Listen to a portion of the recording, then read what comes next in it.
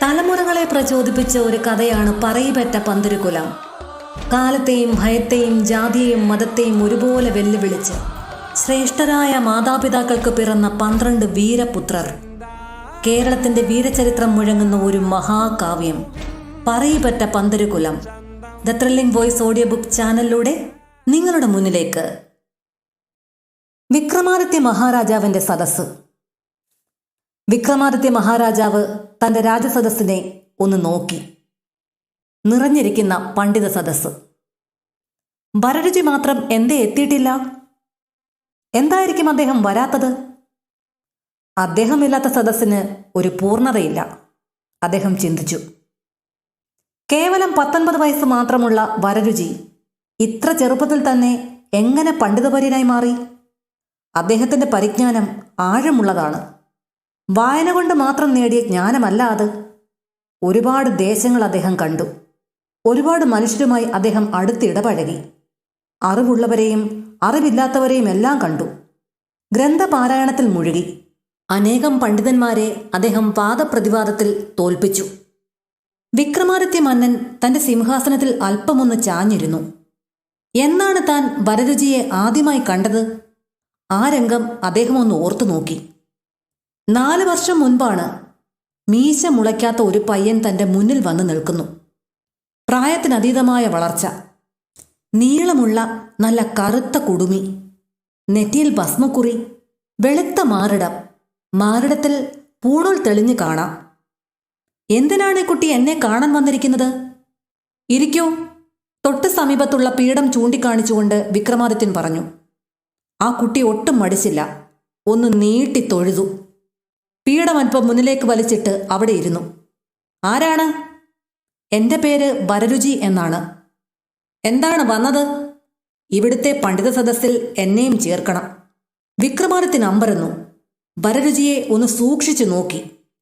ഗാംഭീര്യം ഓളം വെട്ടി ഒഴുകുന്ന ആ മുഖം, ഉറച്ച ശബ്ദം, ഒരാജ്ഞ പോലെ. അതിന് വരരുചി പണ്ഡിതനാണോ?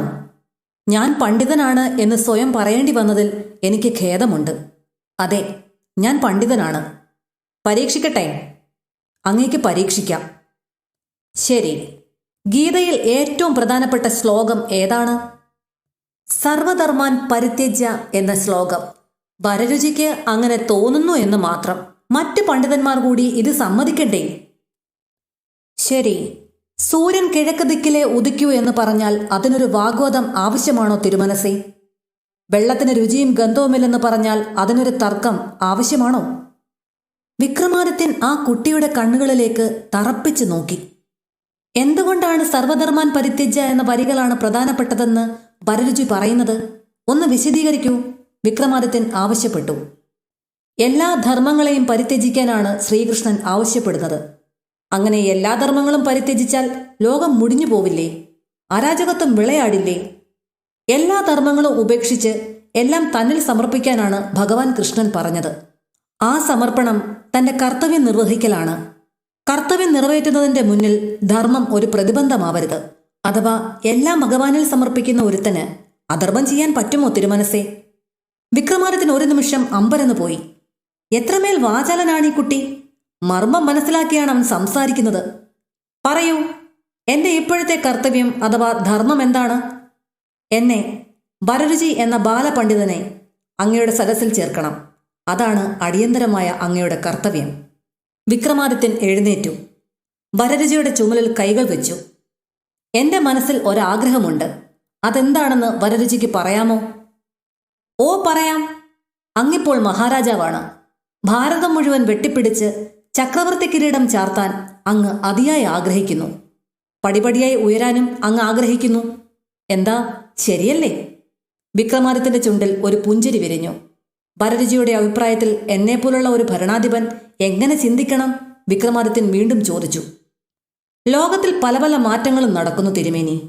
സർവചരാചരങ്ങളും ആകാശം പോലും മാറിക്കൊണ്ടേയിരിക്കുന്നു. ഇന്ന് അങ്ങ് മഹാരാജാവാണ്, നാളെ അങ്ങ് ചക്രവർത്തിയാകും. വർഷങ്ങൾ കഴിയും, പുതിയ ചക്രവർത്തിമാരും ഭരണാധിപന്മാരും വരും. ഇതിനൊപ്പം മനുഷ്യരുടെ മനസ്സും മാറിക്കൊണ്ടേയിരിക്കും. അങ്ങനെ ചക്രവർത്തിമാരും രാജാക്കന്മാരുമില്ലാത്ത ഒരു ലോകം വരും. അതൊക്കെ ഒരു മാറ്റമാണ് തിരുമേനി. ചുറ്റും നടന്നുകൊണ്ടിരിക്കുന്ന മാറ്റങ്ങളെപ്പറ്റി അങ്ങൊന്ന് ചിന്തിക്കണം. നല്ല മാറ്റങ്ങളെ സഹായിക്കണം. ആ വിധത്തിൽ വേണം അങ്ങ് ചിന്തിക്കാൻ. വിക്രമാദിത്യ മന്നൻ തന്റെ കഴുത്തിൽ നിന്നും ഒരു രത്നമാല ഊരിയെടുത്തു. വരരുചിയുടെ കഴുത്തിൽ ചാർത്തി. സദസ്സിലെ അംഗമായി വരരുചിയെ ഇതാ നാം അവരോധിക്കുന്നു. താമസിക്കാനും വായിക്കാനും പഠിക്കാനും എല്ലാ സൗകര്യങ്ങളും ഇവിടെ കൊട്ടാരത്തിലുണ്ട്. വിലപിടിച്ച ഗ്രന്ഥങ്ങൾ ഗ്രന്ഥപുരയിലുണ്ട്.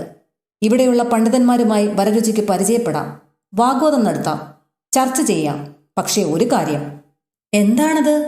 ഞാൻ പല വിധത്തിലും പരീക്ഷിക്കും. ഇതിൽ ഓരോരുത്തരുടെയും കഴിവ് ഞാൻ പരീക്ഷിച്ചുകൊണ്ടേയിരിക്കും.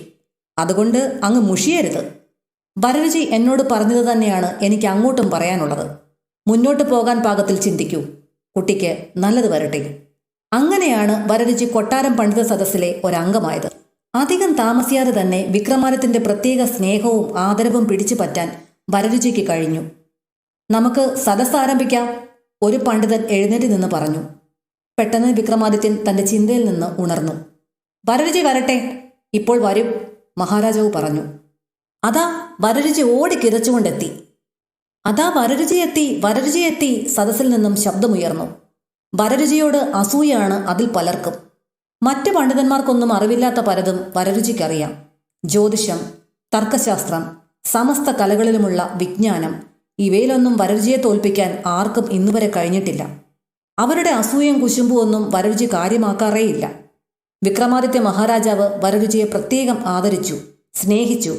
അദ്ദേഹത്തിന്റെ അർഹതയ്ക്കനുസരിച്ച് തന്നെ പ്രോത്സാഹിപ്പിച്ചു. എന്താ വരരുചി ഇന്നൽപ്പം താമസിച്ചത്? വിക്രമാദിത്യൻ ചോദിച്ചു. എന്റെ പിതാവിന്റെ ആണ്ടുശ്രാദ്ധമായിരുന്നു. ശ്രാദ്ധം മൂട്ടിക്കഴിഞ്ഞപ്പോൾ അസാരം വൈകി. ക്ഷമിക്കണം തിരുമനസേ. വരരുചി സവിനയം ഉണർത്തിച്ചു. ശരി, നമുക്ക് ആരംഭിക്കാം. എല്ലാ ദിവസവും ഓരോ ചോദ്യം ചോദിച്ച് നാം നിങ്ങളെ ബുദ്ധിമുട്ടിക്കാറുണ്ട്. ഇന്നും നാം ഒരു ചോദ്യം ചോദിക്കാൻ ഉദ്ദേശിക്കുന്നു, വിക്രമാദിത്യൻ പറഞ്ഞു. ഞങ്ങൾ തയ്യാറാണ് പ്രഭോ, മുൻനിരയിൽ നിന്നും ഒരു വൃദ്ധ പണ്ഡിതൻ അറിയിച്ചു. വിക്രമാദിത്യൻ തന്റെ ചോദ്യം ഉന്നയിച്ചു. ഒരു നിമിഷം കൊണ്ട് ഈ മന്ദിരം മുഴുവൻ അന്ധകാരമാക്കാനുള്ള മഹാവിദ്യ മഹാപണ്ഡിതന്മാരായ നിങ്ങളിൽ ആർക്കെങ്കിലും പറഞ്ഞു തരാമോ? മുൻനിരയിലിരുന്ന ഒരു പണ്ഡിതൻ എഴുന്നേറ്റ് ഇപ്രകാരം പറഞ്ഞു. ഈ കവാടങ്ങളിലെല്ലാം കറുത്ത തുണികൾ കെട്ടണം. വെളിച്ചത്തിന്റെ ഒരു തരി പോലും അകത്ത് കടക്കരുത്. ഒരു നിമിഷം കൊണ്ട് താങ്കൾക്കിത് ചെയ്യാമോ? മഹാരാജാവ് ചോദിച്ചു. പണ്ഡിതൻ ഒരു എളിഭ്യ ചിരി ചിരിച്ചു. സദസ്സിലെങ്ങും നിശബ്ദത. ആരും മുന്നോട്ട് വന്നില്ല. വരരുചി, നിങ്ങൾക്കൊന്നും പറയാനില്ലേ? വരരുചി പെട്ടെന്ന് പറഞ്ഞു. ഞാനിപ്പോൾ കനത്ത അന്ധകാരത്തിലാണ് പ്രഭു, സംസാരിക്കാൻ തോന്നുന്നില്ല. എന്ത്? ഒരു നിമിഷം കൊണ്ട് താങ്കൾ അന്ധകാരം സൃഷ്ടിച്ചോ? കണ്ണടച്ചിരിക്കുകയായിരുന്നു വരരുചി. എല്ലാവരും അദ്ദേഹത്തിന്റെ മുഖത്തേക്ക് നോക്കി. അരനിമിഷം കൊണ്ട് ഞാനിവിടെ അന്ധകാരം സൃഷ്ടിച്ചു കഴിഞ്ഞു തിരുമേനി, ഇരുന്ന ഇരിപ്പിൽ വരരുചി പറഞ്ഞു. അതിന് ഞങ്ങളാരും അന്ധകാരം കണ്ടില്ലല്ലോ വരരുചി, ഒരു പണ്ഡിതൻ ആവലാതിപ്പെട്ടു. നിങ്ങളും കണ്ണടയ്ക്കുവിൻ, മനസ്സുകൊണ്ട് ഇരുട്ടിനെ സൃഷ്ടിക്കുവിൻ. കണ്ണടച്ചാൽ മാത്രം ഇരുട്ടുണ്ടാവില്ല, അത് നാം ഉണ്ടാക്കേണ്ടതുണ്ട്. തിരുമേനി, അങ്ങുന്നയിച്ചത് ബാലിശമായ ഒരു ചോദ്യം മാത്രമാണ്. വിക്രമാദിത്യ മഹാരാജാവിൽ നിന്ന് കുറച്ചുകൂടി ഗാംഭീര്യമുള്ള ചോദ്യമാണ് ഞങ്ങൾ പ്രതീക്ഷിച്ചത്, വരരുചി പറഞ്ഞു. ശരിയാണ്, അതത്ര വലിയ ചോദ്യമൊന്നുമല്ല ചോദിച്ചത്. എന്നിട്ടും വരരുചിക്ക് മാത്രമേ മറുപടി പറയാൻ കഴിഞ്ഞുള്ളൂ. വിക്രമാദിത്യൻ ആ യുവാവിനെ അഭിനന്ദിച്ചുകൊണ്ട് പറഞ്ഞു. കനപ്പെട്ട ഒരു ചോദ്യം തന്നെ അടുത്തതായി ചോദിക്കാം. പണ്ഡിതന്മാരെ, രാമായണത്തിൽ ഏറ്റവും പ്രധാനപ്പെട്ട ശ്ലോകം ഏതാണ്? അതിൽ തന്നെ പ്രധാന വാക്യം ഏതാണ്? പണ്ഡിതന്മാർ ആകെ അമ്പരന്നു പരസ്പരം നോക്കി. ഒരു പണ്ഡിതൻ എഴുന്നേറ്റ് നിന്ന് പറഞ്ഞു. രാമായണത്തിൽ എല്ലാ വരികളും പ്രാധാന്യമുള്ളതാണ്. ഒന്ന് മറ്റൊന്നിനേക്കാൾ മേന്മ കൂടും. വിഡ്ഢിത്തം പറയാതിരിക്കൂ. എല്ലാ കൃതികളിലും മൗലിക പ്രാധാന്യമുള്ള ഒരാശയം ഉണ്ടായിരിക്കും. ഞാൻ ഒരുപാട് ചിന്തിച്ചു നോക്കി, ഒട്ടും പിടികിട്ടിയില്ല. വരരുചി, എന്താ താങ്കളൊന്നും മിണ്ടാതിരിക്കുന്നത്? വിക്രമാദിത്യൻ ചോദിച്ചു. പെട്ടെന്ന് മറുപടി പറയാൻ പറ്റാത്ത ചോദ്യമാണ് തിരുമേനി ചോദിച്ചിരിക്കുന്നത്. കുറച്ച് ദിവസത്തെ സമയം തരണം, അതിന് തിരുവുള്ളുണ്ടാവണം, വരരുചി അപേക്ഷിച്ചു.